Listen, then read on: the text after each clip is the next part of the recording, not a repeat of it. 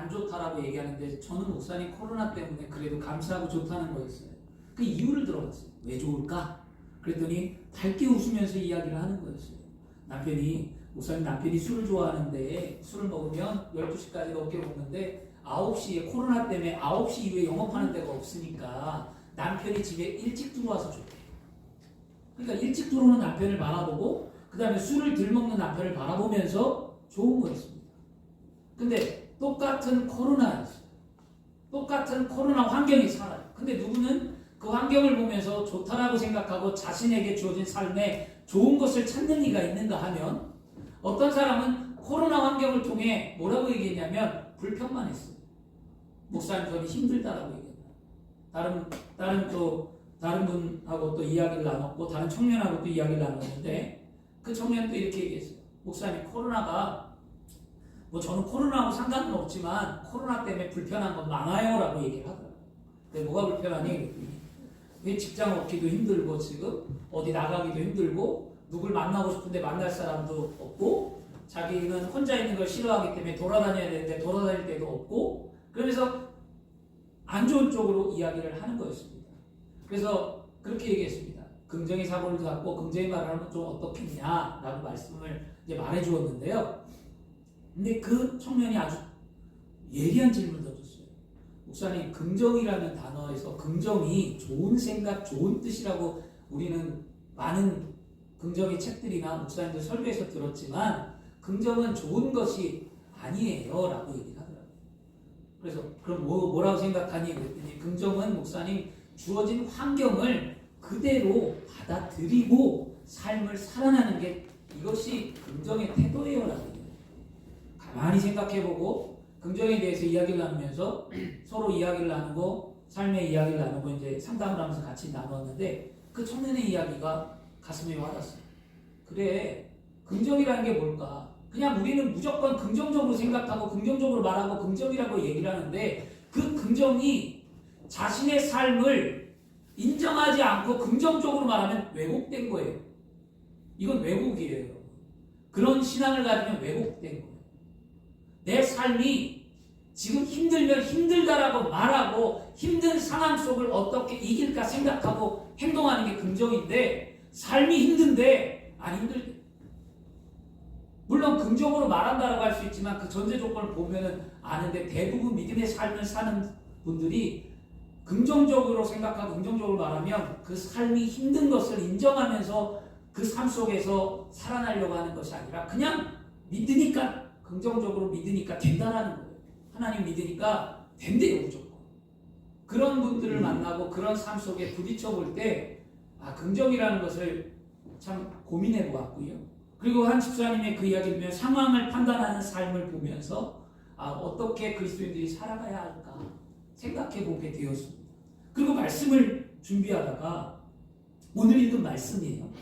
오늘 읽은 말씀을 준비하면서 한 가지 발견한 게 무엇이었냐면 그거였습니다. 탕자의 비유를 통해 무엇일까? 돌아오는 탕자는 무엇이었을까? 그에게 어떤 삶이 있고 무엇 때문에 예수님이 말씀하셨을까? 그의 생각이 긍정적이었다는 것이죠. 무엇입니까? 오늘 읽었죠, 삶을. 탕자가 어떤 삶을 살았습니까? 한 형제의 아버지가 있었어요. 아버지의 두 형제가 있었다고 합니다. 근데 여러분 그 두 형제 가운데 한 아들, 작은 아들이 지금 뭘 한 거냐면 분깃을 나눠달라고 얘기했습니다. 근데 왜 이 유대인이 분깃을 나눠달라는 이 말이 왜 안 맞는 말이냐면 율법에 맏아들은 재산의 3분의 1을 갖고요. 이 유대인들의 율법에 맏아들은 재산의 3분의 1을 갖고 둘째 아들은 3분의 1을 기업으로 받는 것이 율법이에요. 3등분 가운데. 여자는 그 당시에 없었어요. 그게 율법이었어요. 그런데 이 둘째 아들이 아버지에게 재산의 분깃을 달라고 요구를 합니다. 그런데 이 재산을 줄 수 있는 권한은 아버지가 죽었을 때만이 가능한 거죠. 그런데 아버지가 죽지 않았는데 재산의 분깃을 요구하는 그 아들은 어떤 아들입니까? 불효자잖아요. 그럼 아버지가 빨리 죽어야 되지. 아니면 재산을 마음대로 뺏는 거죠. 그런데 그렇게 아버지에게 모질게 말하고 불순종하고 아버지를 아프게 했지만 그 아버지는 어떻게 했습니까? 죽었다는 거죠. 이게 아버지 마음. 이게 하나님의 마음이에요. 내가 못나고 내가 하나님을 아프게 하고 내 인생 가운데 믿음이 있다고는 하지만 하나님 앞에 철없이 행동하고 철없이 말하고 했던 것들을 하나님은 그래도 기억하고 그래도 나를 상황을 인정해주며 그 상황에서 돌아오기를 기다리는 게 우리 하나님이라는 겁니다. 아멘. 아버지가 줬어요. 그래 한번 해라. 마음이 아프지만. 근데 그 아들이 그 재산을 갖다가 다 탕진하고 다 써버렸잖아요. 그러고 난 다음에 그 아들이 지금 뭐 합니까? 돼지를 친다고 그러잖아요. 이 돼지를 친다는 의미가 무슨 의미냐면 유대인들이 돼지는 부정한 동물이라고 얘기해요. 돼지 자체는 유대인들은 부정해서 그들은 먹지도 않아요. 그리고 그 돼지의 죽은 돼지도 만지지도 않아요. 돼지를 친다는 것은 그 당시에 상상할 수 없는 어떤 일이에요? 수치스러운 일이에요. 굉장히 부끄러운 일이에요. 이 둘째 아들이 지금 지위가 돈도 많고 잘 살았고 좋았는데 어느 날 갑자기 돼지를 치는 일이었고 부끄럽고 수치스럽고 안 되는 상황까지 떨어졌단 말이죠.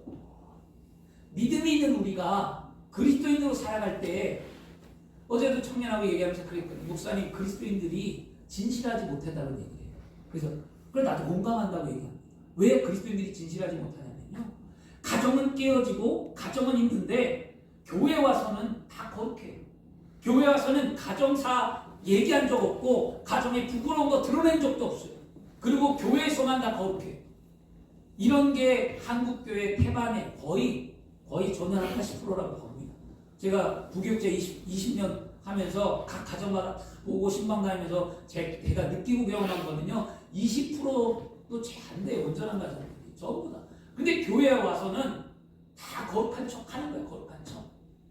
이런 모습들. 그런 것을 우리는 회개해야 합니다. 이 자녀가 지금 나락으로 떨어졌잖아요. 그리고 그런 삶을 사는데 그 수치스럽고 얼마나 고통스럽겠어요. 근데 그 자녀 둘째가 어떻게 했습니까? 그때 스스로 돌이켜. 회개라는 것은 스스로 돌이키는 거예요. 아멘. 깨달아 아는 거예요. 둘째가 스스로 돌이켜 아버지를 생각했다는 거거든요. 여러분 우리가 믿음의 삶에 아무리 힘들고 세상 사람들이 우리를 질타하고 지금 뭐 기독교 많이 욕을 먹고 있죠. 이번 코로나를 통해 하나님이 기독교의 민낯을 드러내게 하신 거 맞아요. 진짜 하나님 앞에 감사해요. 저는요 사실 감사하다고 말해요. 감사하고 떳떳한 그리스도인들이 되려고 우리가 이제 노력을 하면 돼요. 아멘. 교회는 장사하면 안 되거든요 사실. 교회는 선교단체로 해서 장사하는 거 다 장사지. 그거는 뭐 100만 원씩이더라고요 한 달에 기숙학원이. 그거는 장사야 장사. 교회를 끼고 장사하는 거.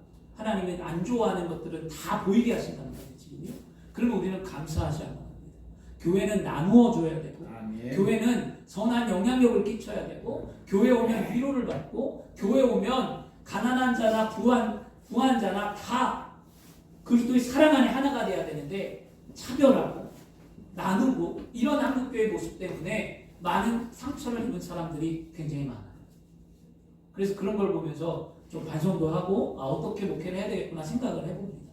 오늘 이 아들의 삶이 둘째 아들이 그렇게 떨어졌는데 회개는 스스로 돌이키는 거죠. 오늘 여러분 스스로 돌이키셔야 해요. 아멘. 누가 해주는 게 아니에요. 아멘. 남편이 해주거나 뭐 아내가 해주거나 자녀가 여러분들에게 뭐 주의 종이 해주거나 누가 좀 해주길 원한다라고 얘기를 해요. 대부분 좀 멘토가 있길 원하고 끌어주길 원하고 이렇게 해달라고 하는데 여러분 누가 해주기 전에 중요한 거 잊어버리시면 안 돼요. 스스로 돌이킬 때 길이 열리는 거지 나는 안 돌이키면서 길을 열어달라고 하면 안 돼요.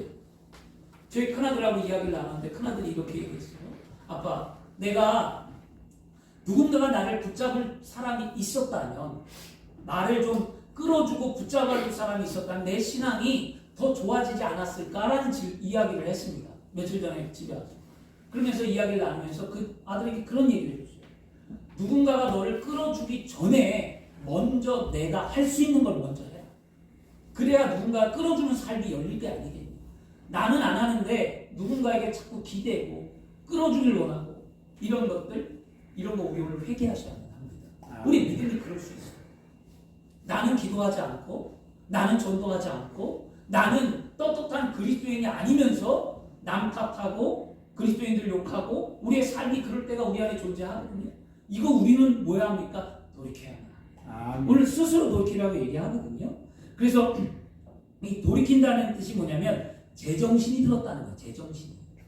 이 제정신. 회개의 의미하고 마찬가지인데요. 우리가 돌이킨다는 것은 제정신이 드는 거예요. 우리의 제정신은 뭡니까? 하나님의 영으로 지음받았고 하나님의 선한 뜻이 우리에게 있고 하나님의 영광이 나타나는 삶이라면 우리가 하나님이 원하는 대로 살아가려고 생각하고 그 초점과 중심을 하나님께 맞추는 삶을 사는 거예요. 여러분 그런 삶을 사시는 게 돌이키는 줄 믿습니다. 아멘. 그 아들이 이렇게 돌이켰어요. 그러고 난 다음에 아버지 집에 왔는데 아버지의 마음이 어땠습니까? 아버지는요 그렇게 얘기합니다. 일어나서 20절에 일어나서 아버지께로 돌아가니라 할 때 아직도 거리가 먼데 아버지가 그를 보고 치근히 여겨 달려와 목을 안았다라고 얘기를 하거든요. 이게 아버지예요. 우리 하나님 좋으신 하나님은요 한 번 인간을 사랑하고 한 번 구원의 계획을 있고 여러분을 향한 계획이 있다면 절대로 변하지 않습니다. 뭐 어떻게 하실까요? 하나님은 늘 한결같이 그 자리에서 기다리신다. 아멘. 누가? 내가 돌아오기를. 내가 예전의 믿음으로 돌아오기를. 내가 예전의 첫사랑으로 회복하기를. 내가 하나님의 말씀 받은 대로 살기를 하나님은 돌아오길 원하는 거죠. 여러분에게 하나님이 구원의 말씀을 무엇을 주셨습니까? 여러분 인생 가운데 하나님이 어떠한 말씀을 허락하셨습니까? 그러면 다시 그 말씀을 붙드시길 바랍니다. 나에게 주었던 말씀이 사람들마다 각자에게 하나님은 분명히 그들의 삶 가운데 예수 믿게끔 하면서 하나님의 큰 은혜의 말씀을 주신 게 다 있어요. 아멘. 이게 체험이거든요. 그러면 그 말씀을 되새기고 붙들고 사셔야 돼요. 아멘. 여러분 잊어버렸다고요? 다시 붙드세요. 오늘 그렇게 하면 승리하는 줄 믿습니다. 아멘. 하나님 예수님 앞에 이 아버지가 예수님의 마음이고 하나님의 마음이라면 우리 그분 앞에 나오면 그분이 우리를 어떻게 할까요? 위로해 준다는 거죠. 그러고 난 다음에 어떤 일이 있었습니까? 그리고 그 아들이 돌아올 때 오늘 성경의 이야기예요. 아들이 돌아올 때 돌아온 아들에게 아버지가 4가지를 해줬어요. 4가지. 무엇이냐? 첫째는 좋은 옷을 입혔고요. 두 번째는 가락지를 끼웠고 신발을 신겼고 살찐 송아지를 잡아줬어요. 이게 무엇을 의미할까요? 아버지는 왜 이런 일을 했을까? 회개하는 아들에게, 왜 돌아온 아들에게 무엇을 해준 거냐? 좋은 옷을 입혔는데 그 아들의 모습이 지금 어떻게 할까요? 난도한 거예요. 그 집보다도 이런 상그짐은 없고 너무 더럽고 추악하니까 그 아버지가 좋은 옷으로 그의 더럽고 추함을 닦아주고 새롭게 해주었다는 거죠. 얼마나 감사합니까? 이것이 오늘날 무엇이냐면 오늘날 우리에게 제일 좋은 옷은 뭡니까? 바로 예수 그리스도의 옷입니다. 아멘. 예수의 피로 구원을 받았고 예수의 피로 말미암아 부끄럽지만 하나님 앞에 설 수 있는 자격을 부여받을 수 있었던 이유는 예수 그리스도의 보혈의 생명과 옷이었다. 아멘. 이게 그 의미를 갖고 있는 거예요. 돌아오는 자에게. 그러면 나는 오늘 회개하고 돌아오면 내 삶이 어떻게 됩니까? 거룩히 된다는 거예요. 깨끗하게 된다는 거예요. 어제가 더러웠으면 오늘은 어떻게 할까요? 깨끗해진다. 아멘. 이걸 오늘 확신하시길 바라고요. 손에 가락지를 끼웠대요. 이 가락지는요 어떤 거냐면 권리를 증명하는 거예요. 아들의 권리. 아들이다. 너는 내 아들이다. 그가 돼지를 치웠다고 했잖아요. 부정한 동물을 치고 수치스럽고 가장 낮은 자리로 떨어졌을 때 그가 그렇게 비천한 모습으로 돌아올 때 아버지는 그를 달려가 끌어안았답니다. 냄새도 나고 더럽지만 괜찮았다는 거죠. 그리고 난 다음에 그 아들에게 가락지를 끼워주면서 그가 다시 내 아들이라는 것을 세상에 공포했다는 거죠. 여러분이 어떤 인생을 살다가 믿음의 삶을 살고자 하나님 앞에 나왔다면 하나님은 여러분을 아들이라고 인정해 준다는 거죠. 이 아들로 인정하는 것이 어떤 의미냐? 하나님 앞과 사단 앞에서 하나님은 내 자녀라는 것을 말씀하는 거죠. 이게 뭡니까? 아멘. 성령세례예요. 아멘. 말하자면 내 아들이라는 증거가 구원이라는 거였어요. 아멘. 하나님의 구원, 하나님의 백성, 하나님의 인치심 이것이었습니다. 이런 의미를 담고 있고요. 그 다음에 그 아들에게 신을 신겼다는데요. 그 아들이 어떻게 왔을까요? 그 아들을 탁 바라볼 때 아버지가 보니까 그 아들이 그짓골을 했죠. 냄새는 나죠. 그런데 발이 탁 부르트고 발이 먼지 투성이에다가 신발을 못 신어서 피투성이에다가 살점은 더덕더덕 있고 발이 엉망진창이 되어버렸어요. 그 피투성이 된 그 발에 신을 신겼다는 것은 다시 뭡니까? 새로운 삶으로 이끌어주겠다는 의미를 갖고 있습니다. 여러분 세상이 힘듭니까? 어렵게 사셨습니까? 하나님께서 여러분을 새로운 인생의 길로 이끌어주신 줄 믿습니다. 오늘 말하자면 가시밭길과 돌발길로 가는 우리 인생이 주님 앞에 돌아오면 복음의 신을 신고 하나님이 이끄시는 삶 속에 평안함으로 살 수 있다는 것입니다. 복음의 신은 곧 복된 평화의 복음이라고 성경 우리에게 말씀해주고 있습니다. 그러므로 여러분의 인생이 오늘 평안해져야 될 줄 믿습니다. 살찐송아지는 어떤 의미를 갖고 있습니까? 이 살찐송아지가 또 성경에 아주 독특한 의미를 갖고 있습니다. 살찐, 그냥 송아지가 아니라 살찐송아지라는 의미는 뭐냐면요, 그 유대인들이 항상 생각하기를 잔치를 생각해서 미리 예전부터 송아지 하나를 살을 찌운대요. 먹을 것을 더 좋은 것을 주고 잔치를 베풀 때 쓰려고 송아지를 하나를 더 정성스럽게 길렀다가 아주 중요한 날에 잔치 예물로 쓰는 것이죠. 그것이 살찐 송아지의 의미라면 오늘날 이 특별한 의미는 무엇이냐면 하나님께서 우리에게 원하시는 생활은 바로 이런 살찐 송아지를 잡아주셔서 매일의 삶이 우리를 풍요롭게 해주신다. 누구에게 이런 삶을 주신다고요? 회개하고 돌아오는 자에게, 생각을 고치는 자에게 이런 은혜를 주겠다는 것이 오늘 돌아온 탕자의 이야기입니다. 그런데 더 놀라운 건 뭐냐? 이런 거죠. 그렇게 돌아왔을 때, 탕자가 돌아왔을 때 큰형이 있었어요. 큰아들. 큰아들은 과연 누구일까요? 큰아들은 누굴까요? 혹시 큰아들이 저와 여러분이 아닐지도 모릅니다. 큰아들은 열심히 일하고 아버지 말에 순종하고 잘 따라왔어요. 그런데 동생이 나갔다가 재산을 다 탕진하고 돌아왔는데 잔치를 배설할 때 이 큰아들이 아버지께 항변을 합니다. 조목조목 말하죠. 나에게는 뭐 송아지를 잡아줬냐, 금가락질 찌었냐, 잔치를 베풀었냐, 내가 아버지 명을 어긴 게 있느냐. 이것이 오늘 말씀이었어요. 그 불평을 하는 그 아들에게 아버지가 해준 얘기였죠. 뭐라고 얘기합니까? 이는 죽었다가 살아난 내 아들이다 라고 얘기를 합니다. 그리고 난 다음에 그 아들을 이해를 시켜요. 그런데 왜 이 큰아들이 불평했을까? 생각해 보셨습니까? 우리는 탕자 이야기만 갖고 얘기했어요. 기대가 없는 것도 맞아요. 큰아들이 내 것은 다 내 것이다 라는 말 속에 아버지에 대한 기대, 아버지에 대한 요구가 없었던 것도 맞아요. 하도 많이 들어서 그 이야기는 알겠어요. 기대하지 않았다. 그 이야기는 뭐 멍멍이 들었으니까. 그런데 그것보다 아들이 왜 화가 났을까? 큰아들이. 이유가 무엇이었을까요? 바로 재산 때문에. 재산. 분명히 재산을 둘째에게 다 주어서 자기 것을 다 쓰고 돌아온 아들에게 지금 아버지가 자기 재산인데 이제 나에게 줄 재산을 그 작은 아들에게 지금 뭐 한 거예요? 나눠주고 있는 모습에 화가 난 거예요. 우리의 믿음의 삶이 이런 모습이 있지는 않습니까?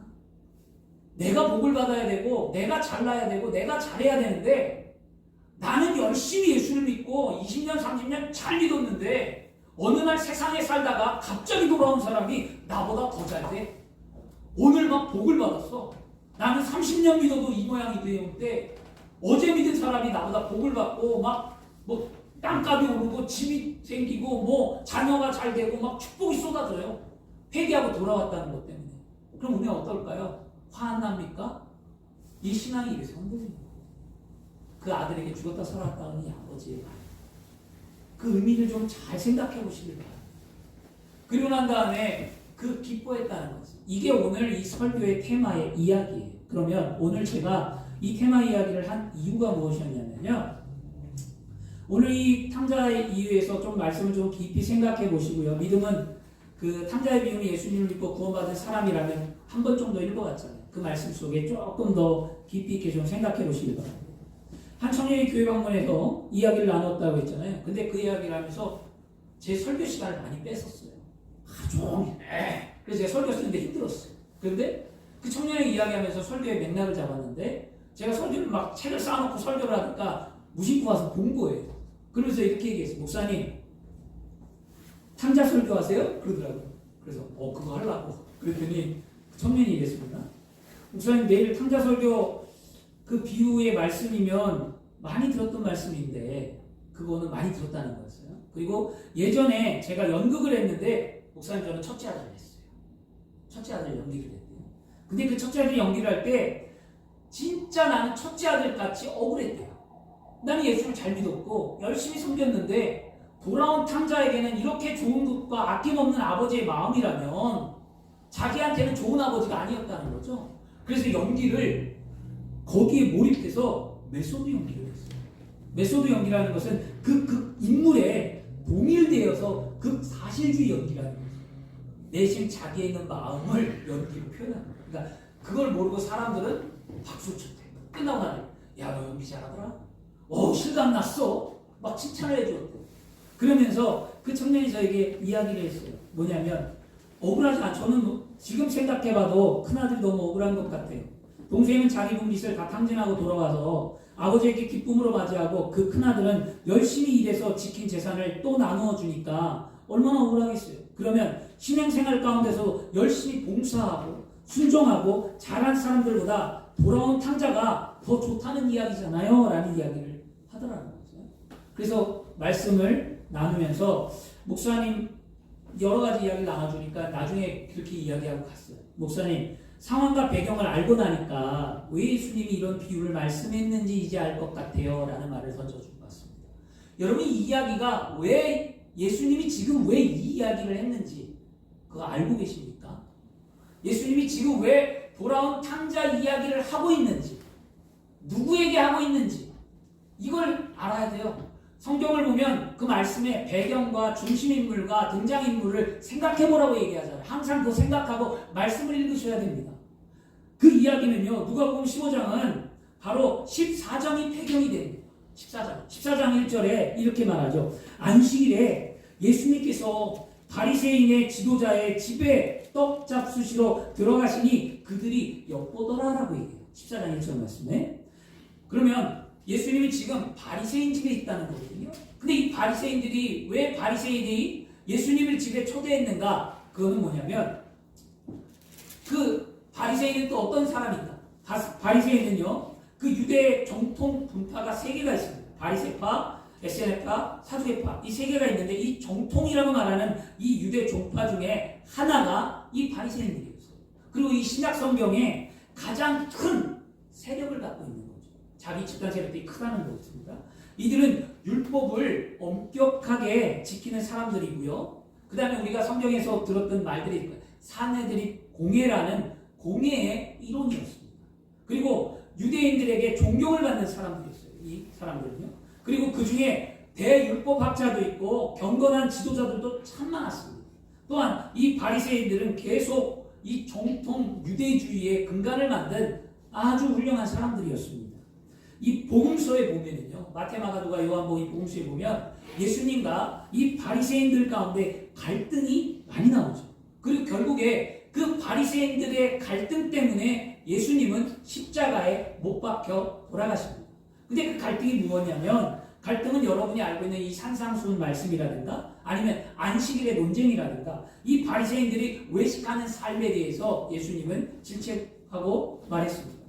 그런데 이렇게 바리새인들과 갈등이 있는 가운데 바리새인들 가운데도 예수님을 따르는 무리가 있었다는 거죠. 성경에 보면 누가 나오죠? 여러분 니고데모 이야기를 아십니다.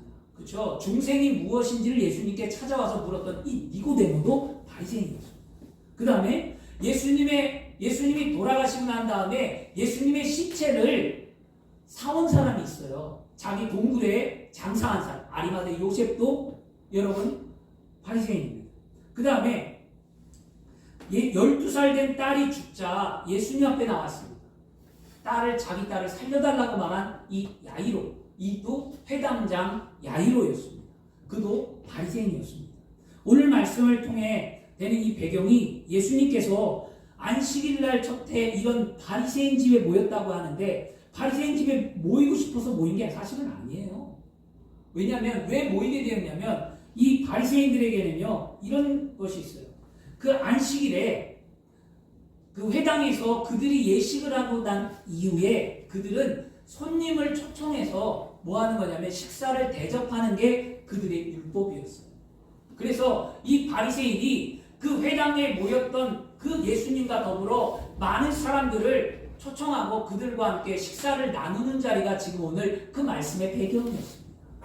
그런데 이 말씀의 배경에 14장 1절에 뭐라면 지도자라는 단어가 나오거든요. 한 지도자, 바리새인의 한 지도자 집에 예수님이 갔다는데 이 지도자라는 뜻에는 바리새파에 속한 지배자 또는 회당자 아니면 바리새인 중에 계층이 높은 인물이었다라고 얘기합니다. 그만큼 유지였다는 거죠. 많은 일을 감당했습니다.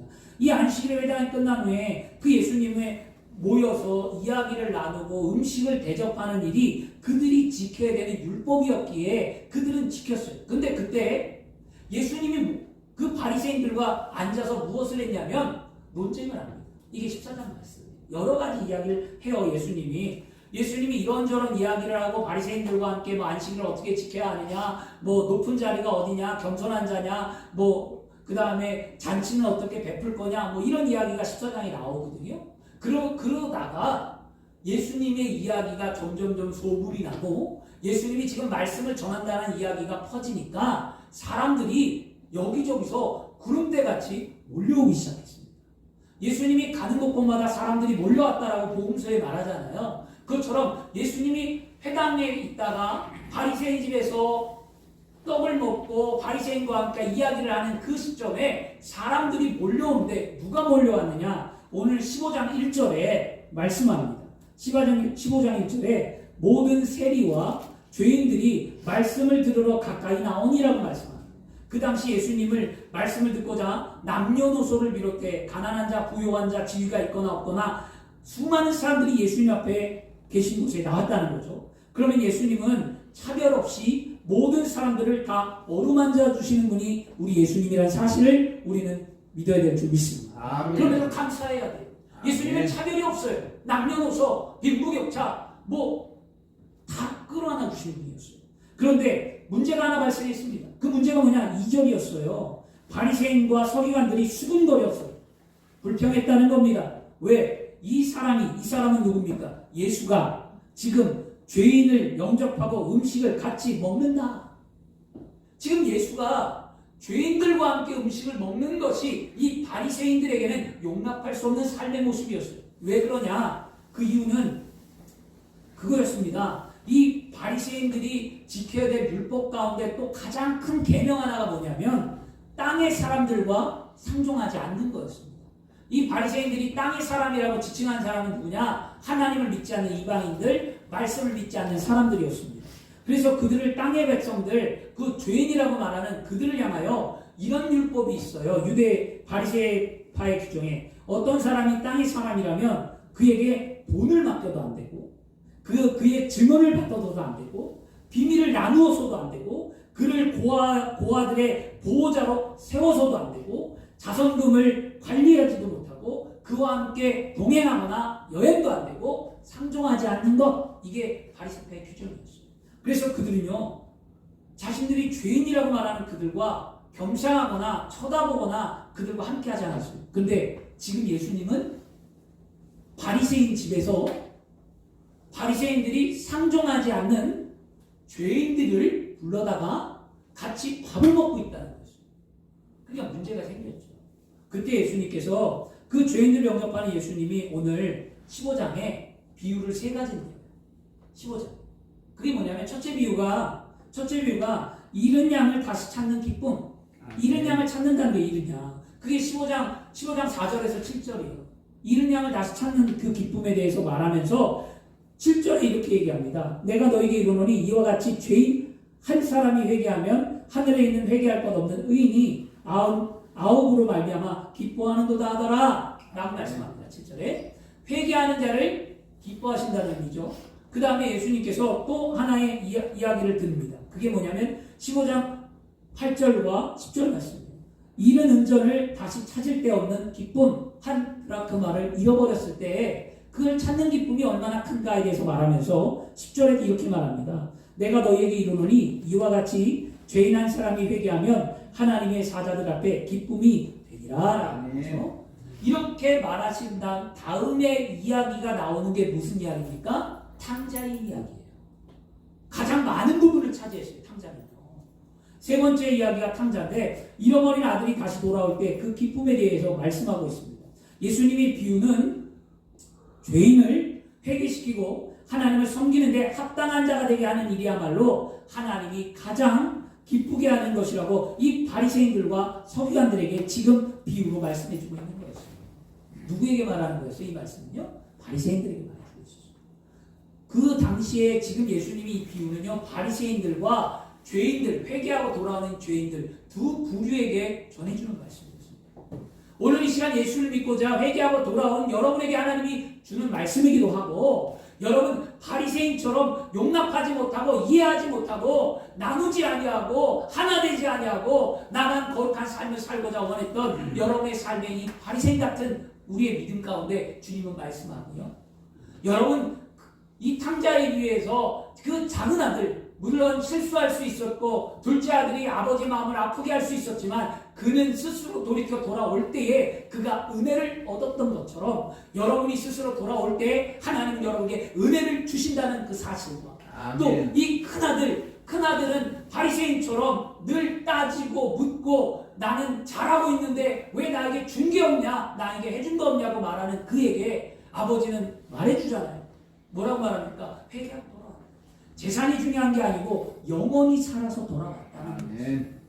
우리는 주변에 여러분 영원히 살아 돌아오는 것에 초점이 있고 그 안에 여러분 감사해야 될 줄 믿습니다. 아멘. 예수님은 그 당시에 정통파였던 그 바리새인들이 싫어하는 그 죄인들을 향하여 불리는 귀신 들린 자, 병든 자, 불의한 사람, 거짓말쟁이, 사기꾼, 협박꾼, 범죄자, 창녀, 세리 등 온갖 더럽고 추악한 죄인들을 사랑하시고 그들과 어울려 말씀으로 교제하시고 더불어 그들과 함께 식사를 나누신 분이 우리 주님이에요.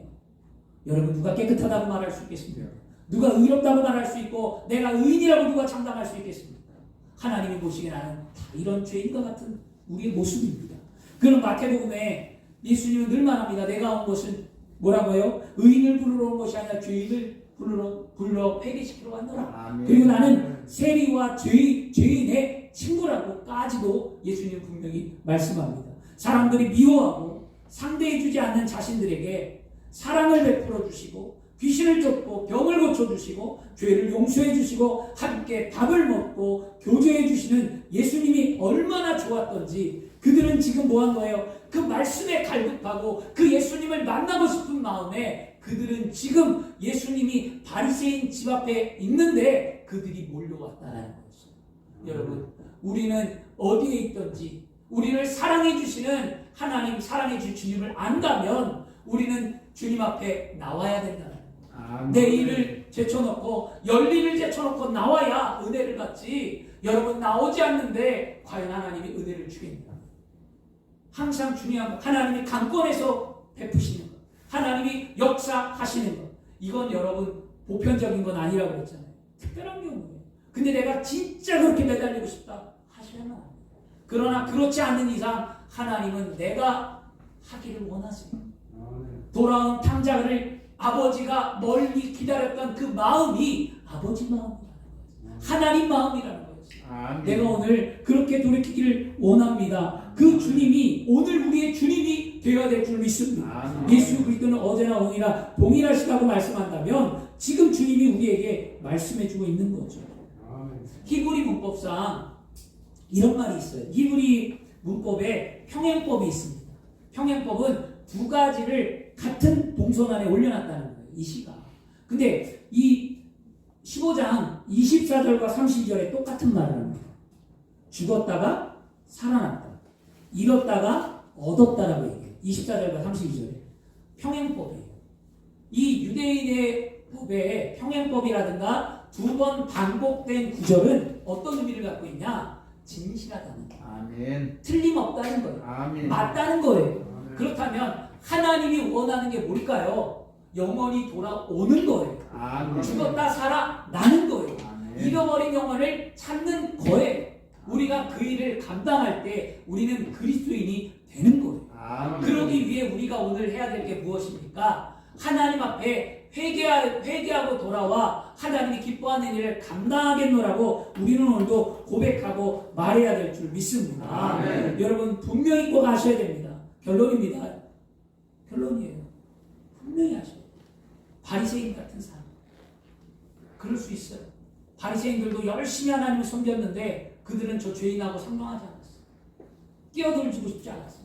이기적인 삶, 이해하지 못하고 용납하지 못하고 품지 못하는 우리의 삶을 오늘 회개하시는 거예요. 아멘. 그리고 여러분, 그 큰아들, 그 재산, 여러분, 하나님은 공평하신 하나님이에요. 하나님이 성경에 안 나와요. 하나님이 그 둘째 아들에게 아버지의 재산을 줬다는 의미가 아니거든요. 근데 성도들이 그렇게 얘기하더라고요. 목사님, 둘째 아들은 돌아왔으면 그 아버지의 재산을 그러면 또다시 분깃을 나누어 갖는 거예요? 라는 이야기를 한 적이 있어요. 근데 저는 그렇게 생각하지 않습니다. 하나님은 공평하신 하나님이에요. 하나님은 심고 거두시는 하나님이에요. 이 큰아들이 아버지를 위해서 심고 열심히 했던 것, 그것 반드시 거둡니다. 아버지가 돌아오는 아들에게 금가락지를 띄우고 여러분 신을 시키고 잔치를 베풀었던 이유는 뭐냐? 죽었다 살아난 아들이라는, 다시 말해서 내 동생이 돌아왔다라는 기쁨을 얻으라는 거였어요. 재산의 문제가 아니라는 거였습니다. 우리가 세상 사람들에게, 바리새인들에게도 똑같은 거였어요. 바리새인들에게도 이 죄인, 너희들이 말하는 이 죄인이 하나님이 볼 때는 뭐예요? 한 형제요, 한 자매요, 하나님의 백성이라니까. 그런데 너희는 바리새인들을 상종하지 않으니까 예수님은 그 바리새인들에게 회개하고 돌아오라는 거였습니다. 깨어지라는 겁니다. 하나님이 기뻐하는 게 무엇인지 알라고 말씀해 주는 거죠. 그럼 우리는 어떤 삶을 살아야만 합니까? 지금 우리가 어떤 태도의 모습을 가져야 합니까? 내가 바리새인 같은 모습이 내 안에도 있고요. 여러분, 큰아들 같은 마음이 있어요. 열심히 했는데 아깝죠, 주기. 신분을 회복시켜 준 것 뿐이지 아버지가 그 재산을 준 건 아니에요. 분명한 것은 하나님은 심고 거두시고 하나님은 보응하시는 하나님이고 하나님은 분명히 내가 한 거에 대해서 책임지시는 하나님이에요. 그렇다고 해서 내 것을 빼앗아서 다시 그 작은 아들에게 주었다? 성경에 그런 거 없어요. 하나님은 신분을 회복시켜 준 것 뿐이에요. 하나님의 자녀로서 하나님이 다시 재기할 수 있고 하나님의 축복이 그에게 들어갈 수 있도록 다시 만들어준 거지, 그 큰아들이 갖고 있던 그 재산을 뺏어서 하나님이 둘째에게 주시는 그런 하나님이 아니라는 거죠. 아멘. 이거 잘 기억하셔야 합니다. 큰아들이 화를 냈던 이유가 바로 이거였어요. 내 재산인데 쟤는 재산 다 갖고 가서 잃어버리고 했는데 지금 이것은 아버지가 나에게 주신 분깃인데 왜 내 것을 나누어 줘야 하는가? 이게 화가 났던 거였어요. 근데 그것보다도 더 중요한 게 뭡니까? 아버지가 말하잖아요. 네 동생이 살아온 곳에 대해서 기뻐하는 거였어요. 우리는요, 좀 손해볼 수 있고 좀 나눌 수 있어야 되는데 우리가 그런 마음, 내 거 절대 안 돼. 침범하면 안 돼. 교인들 가운데, 큰 교회나 마찬가지 교인들 가운데 이런 그런 이게 있어요. 내 자리, 내 거, 내 마음, 우리 교구, 우리 구역 누구도 못 들어와요. 이게 참 안 좋더라고요. 저는 보면서 그런 마음들이 다 뭡니까? 큰아들 같은 마음이에요. 그리고 바리새인 같은 마음이에요. 오늘 그런 마음들이 여러분이 믿음이 있다면 오늘 회개하고 그것을 돌이켜서 하나님의 백성다운 삶을 사시기를 여러분 축원합니다. 아멘. 그리고 여러분, 하나님 앞에 돌아오는 자를 하나님이 기뻐하기에 우리는 늘 뭐 해야 합니까? 회개하는 삶을 사셔야 됩니다. 아멘. 회개하셔야 돼요. 사람들이 회개할 게 없다는데 아니에요. 회개할 게 많죠. 저도 회개할 게 얼마나 많은지 몰라. 일주일 동안 생각으로, 마음으로, 돈으로 굉장히 많이 지죠. 이런 것들 세상에 공화된 적도 있고 마음이 빼앗긴 적도 있고 이런 게 왜 없겠냐고요. 인간인데. 인간은 취약해요. 인간은 불완전해요. 인간은 혼자 살 수 없는 존재예요. 인간 자체 마음이 흔들리기 갈 때와 같아요. 그렇기 때문에 언제든지 쓰러집니다. 쓰러지는 것을 받아들이고 쓰러지는 것을 인정하고 위로하고 힘이 되어지고 붙잡아주는 그런 그리스도인이 되어야 하는데 쓰러졌다는 거예요. 안 된다라는 거죠. 이런 우리의 모습들이 우리 안에 있다는 거죠. 여러분, 돌이키는 자는 어떻게 합니까? 용서해 줘야 된다. 아멘. 분명히 얘기하죠. 돌이키면 용서해 줘요. 스스로 돌이킬 때 안 돌이키는 자를 내가 억지로 용서할 수는 없겠죠. 인간이라. 근데 나한테 회개를 고백하거나 돌아오거나 그러면 이 아버지의 마음을 또 갖는 우리가 되어야 되지 않겠습니까? 그리스도의 마음은 아버지의 마음이에요. 돌아오기를, 자녀가 돌아오기를, 가족이 돌아오기를, 이웃이 돌아오기를, 믿지 않는 영혼들이 돌아오기를, 우리가 그런 마음으로 이 아버지의 마음으로 기다렸다. 그들이 돌아올 때 우리 것을 좀 나누어주고 그들이 신앙으로 일어나고 위로받을 수 있도록 우리가 힘써주는 그런 그리스도인이 되어야 될 줄 믿습니다. 아멘. 기도하겠습니다. 조시